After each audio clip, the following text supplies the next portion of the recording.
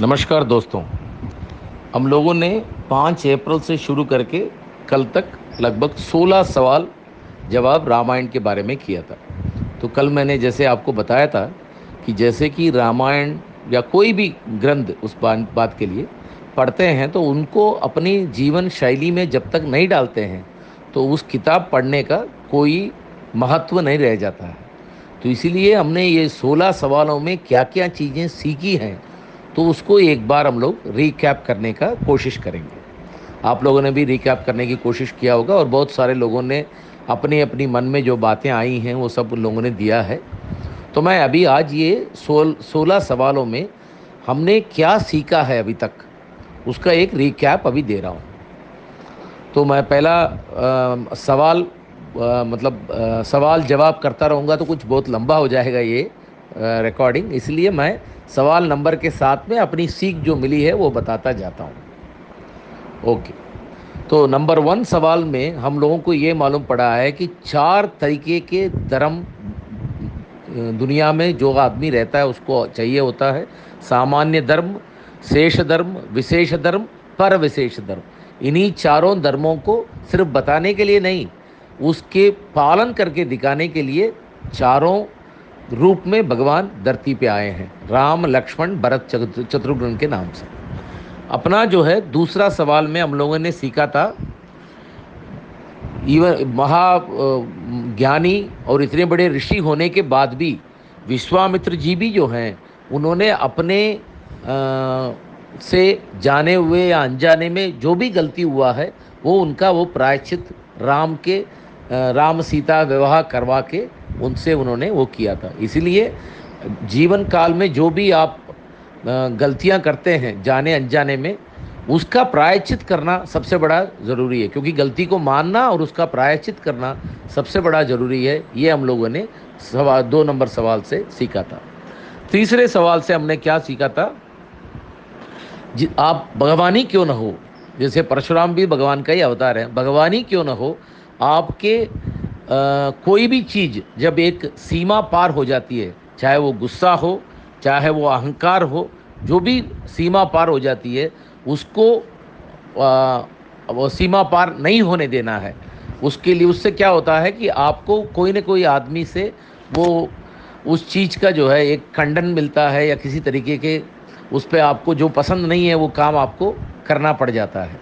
तो इसीलिए अपने अंदर की अहंकार, गुस्सा, इन सब के ऊपर काबू रखना हम लोगों ने तीसरे नंबर सवाल से सीखा है। चौथा सवाल क्या है, मनुष्य किसी भी चीज़ के अंदर ज़रूरत से ज़्यादा प्रेम रखना सही नहीं है, क्योंकि मनुष्य का जीवन क्यों है सब लोग जानते हैं। यही एक जन्मा है जिस जन्मा के अंदर आप अपने लिए मोक्ष के ओर ध्यान रख के अपनी मोक्ष के रास्ते में चल के जो भगवान की चरणों में अपने आप को पहुंचाना है, उस रास्ते की काम हमें करना चाहिए। वो छोड़ के व्यवहारिक चीज़ों में और उसमें पत्नी और बेटे बिटिया सबके ऊपर की अतीत मोह, मोह तो रहना चाहिए, प्यार तो सबके साथ होना चाहिए, लेकिन अतीत मोह होने से क्या नुकसान हुआ है दशरथ जी को, वो हम लोगों ने इससे सीखा है।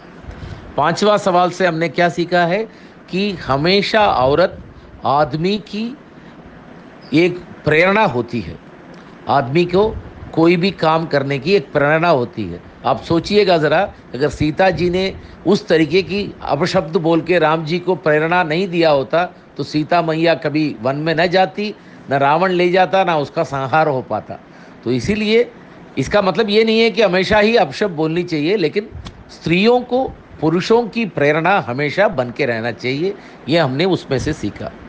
उसके बाद हमने छठा उसमें से क्या देखा है कि कोई भी आदमी अपने अपने आप वो गलती उससे हुई नहीं है, लेकिन हालात और बाकी चीज़ों से अगर उसको गलती होती है या उसकी वो गलती उसके ऊपर आती है तो उसका दंड उसको भुगतना ही पड़ता है। भरत ने राज्य नहीं मांगा, भरत ने राम को वनवास नहीं भेजा, लेकिन हालात की वजह से भरत के ऊपर वो चीज़ें आ गई तो पिताजी ने उसको अपनी पुत्र होने से त्याग दिया, वो सब दंड उसको मिल गया। तो इसलिए हम लोग हमेशा जो है अपने सोचते हैं कि मैंने तो कोई गलती नहीं किया है, मुझे क्यों दंड मिला है। लेकिन प्रकृति का नियति यही है कि हालात की वजह से भी कुछ गलतियां हो जाती हैं और वो आपके ऊपर आ जाती हैं, तो आपको उसकी दंड तो भुगतना ही पड़ेगा। ये हमने छठा सवाल से सीखा।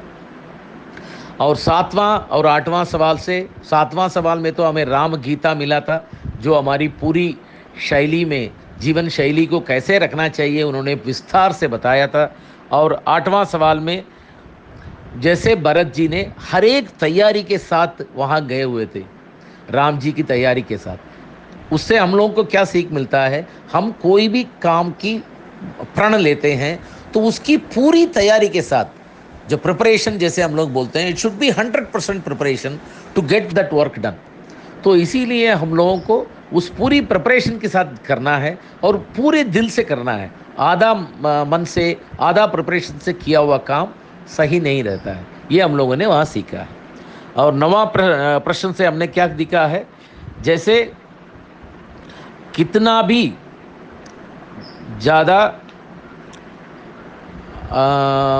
सीता ने जो है अपनी विवाह के बारे में अनुसुईया को बोला था उस नवा प्रश्न में, उसमें राम जी ने ये दिखाया है कि कितना बड़ा ही आपको जो है क्या नाम उसका सक्सेस मिल गया हो, या आप कितने बड़े लोगों से प्रशंसा आपको मिल गई हो, लेकिन तब भी अपने आप की संयम को रखते हुए अपने बुजुर्गों से और अपनी माता पिताओं की सबकी मर्यादा करना और उनके दिए हुए रास्ते पे चलना और उनका आज्ञा का पालन करना, किस तरीके से एक मनुष्य को अपनी जीवन को उभारने के लिए काम आता है, ये हमने वहाँ पर सीखा है।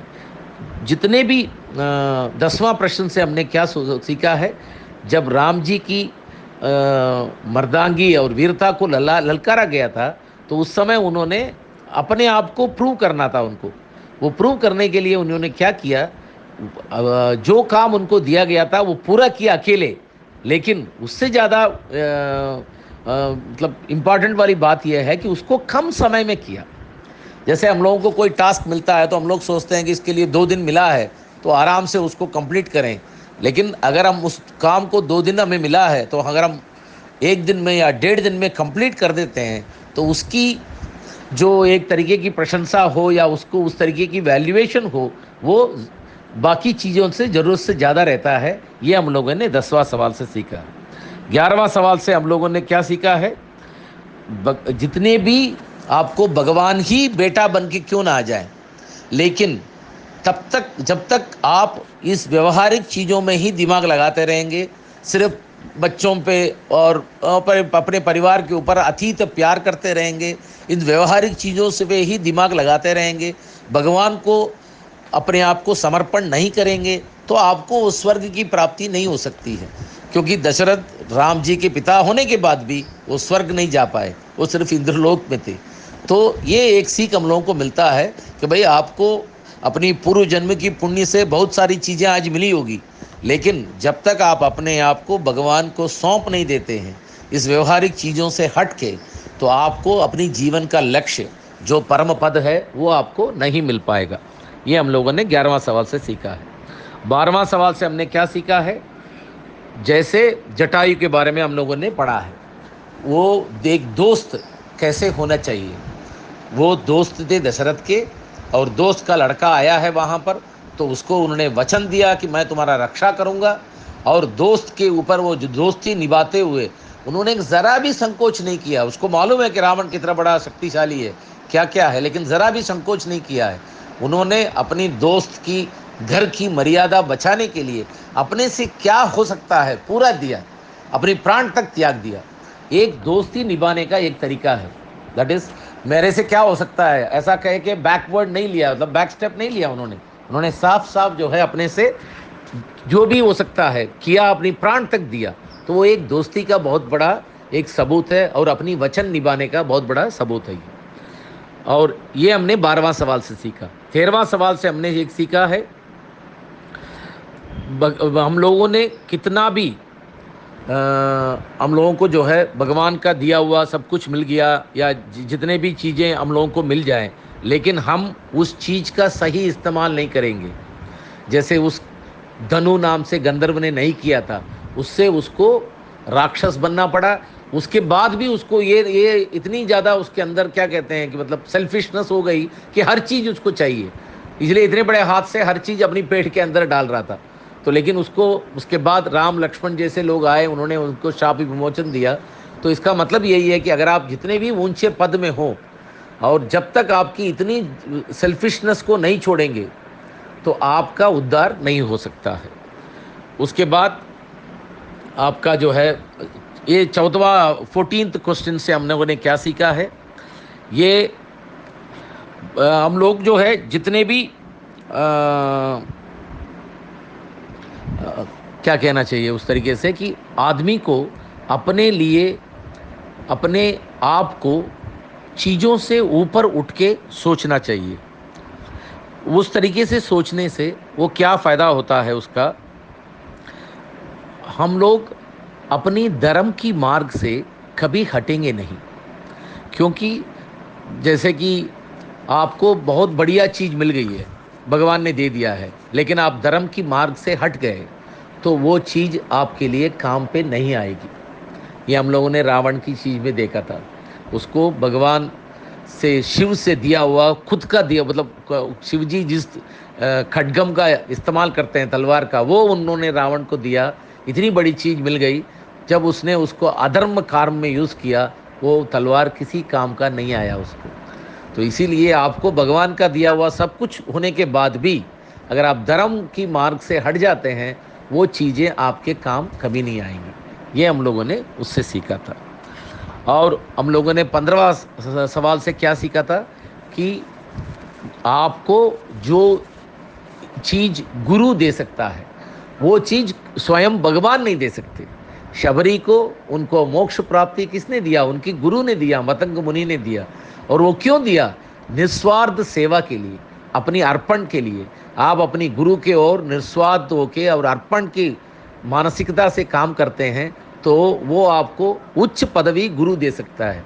वैसे भी हम सब लोग जानते हैं, माता पिता गुरु, उसके बाद भगवान। तो इसका कारण क्या है? पहले आप गुरु ही है जो आपको भगवान का दर्शन या भगवान का मार्ग या भगवान को दिखा सकता है।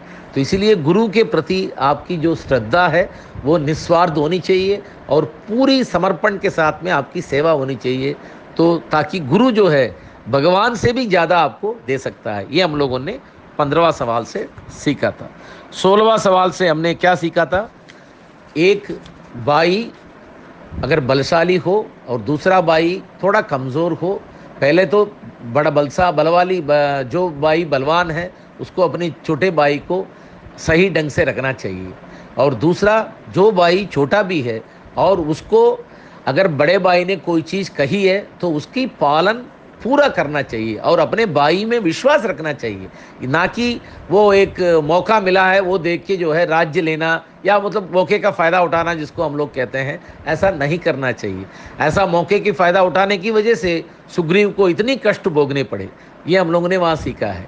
तो इसलिए हमेशा जो है अपने से बड़ों के ऊपर की जो विश्वास और उनकी आज्ञा का पालन जब तक लोग करते रहेंगे तो उनको अपनी जीवन में किसी भी तरीके की कठिनाइयाँ नहीं आएंगी। ये हमने 16वां सवाल से सीखा था। दोस्तों, एक बार हमारा रिकैप ऑलमोस्ट 16 सवाल का हो गया है। तो ये आप लोगों ने मेरे ख्याल से जो है जितनी मेरी समझ है उस समझ के हिसाब से मैंने आपको ये बताया है। तो आपकी समझ तो इससे ज़्यादा है, आप लोग इससे ज़्यादा भी उससे उन चीज़ों को उसमें से सीख पाए होंगे, ऐसा मैं उम्मीद करता हूँ।